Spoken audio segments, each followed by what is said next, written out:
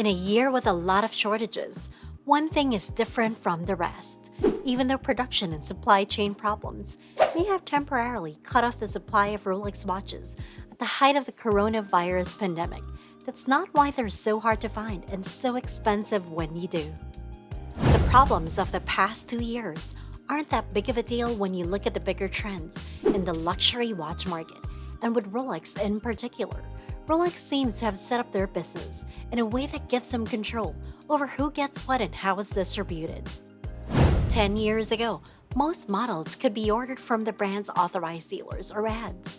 One of the 4 places in Switzerland where Rolex watches are made is where they are put together by hand, which limits their production capacities. And because of this controlled distribution, there's been some notion on whether the process of buying Rolexes from an ad will change.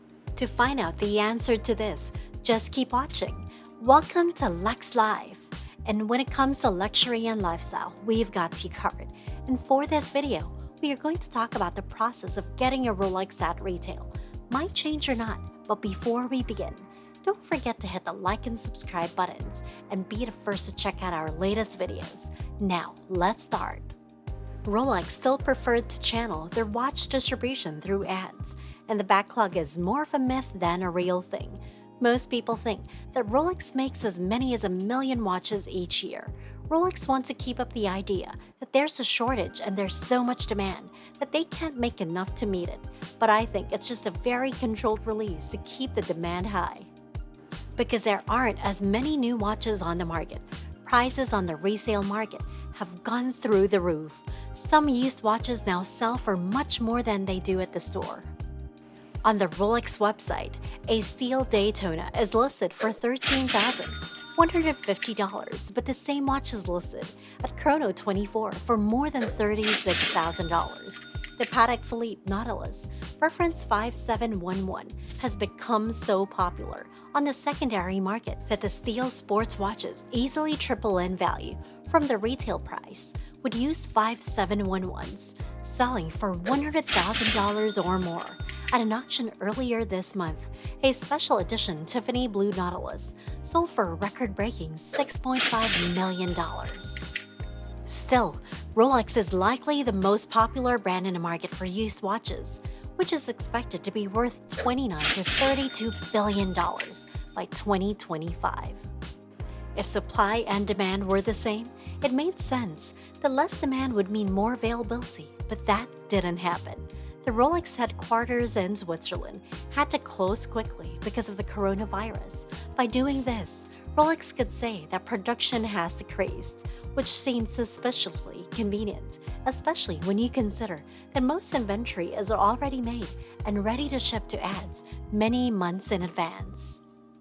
The slogan, "A crown for every achievement," is hard to attain because you can't just walk into a Rolex authorized dealer anywhere in the world and buy the watch you want. Instead, you are forced to buy other expensive watches or even jewelry you don't want in order to build a relationship with the Rolex authorized dealer that isn't necessary.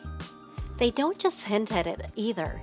They say, buy something from our shop so we know you, and then we might consider you for a Rolex sports model. If you walk into a Rolex ad with cash in your hand, you can't buy a sports model from them because they don't think you're good enough.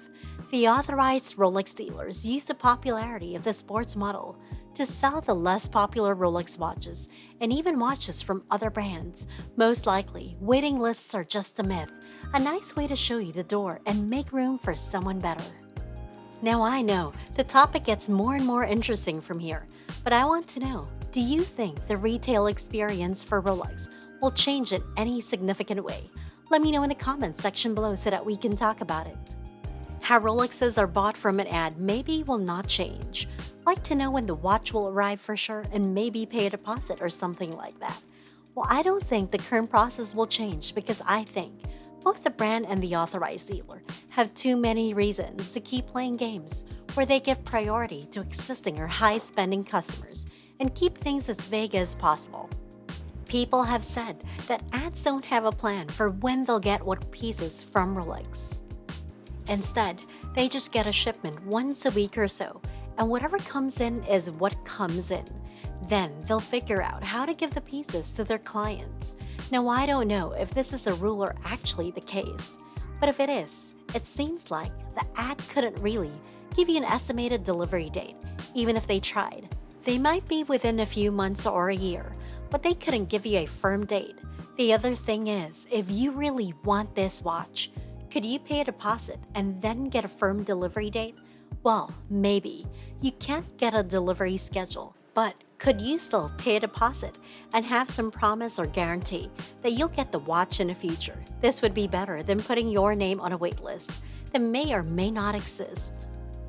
I don't think it's in the best interest of the authorized dealer to do that, because I think they still want to sell to their most loyal customers, the ones who spend the most money, and try to use these popular Rolex watches as a chance to get rid of their other watches, jewelry, or whatever else they sell. You do realize that this will be harder to sell, right?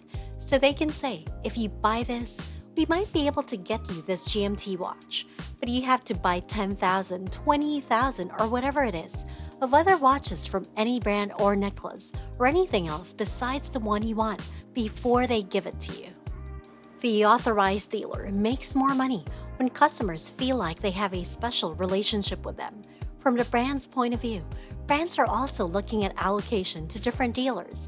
If this dealer shows that they're selling less desirable watches with more desirable ones and selling more products for the brand overall, then it's a win for the dealer on that side. Rolex is probably the only brand that doesn't have this problem. They could probably sell even all the lady Datejust they get on the secondary market, a fairer system, like a promise to get a watch and a guarantee of getting a watch if you pay a deposit, would help calm things down. More people would be able to buy the watches at retail. People will feel like they have a chance to buy the watch at retail, so there would be less hype and speculation on the secondary market. However, from an economic point of view, there are too many incentives for the high-paying individuals, dealers, and brands involved to say, sure, we'll take your money, and we can guarantee that you'll get a certain watch from our production line that's maybe 6 months out. You know that all of these watches are still more expensive than retail, at least for the Pepsis, GMT Masters, and Daytonas, and there doesn't seem to be any reason for them to change that right now. If you enjoy this video, make sure to hit the thumbs up button, click subscribe, and hit the notification bell to receive updates in our latest videos. Also, feel free to leave us a comment. If you want to watch more videos, head on over to our channel to see more from Lux Live. See you!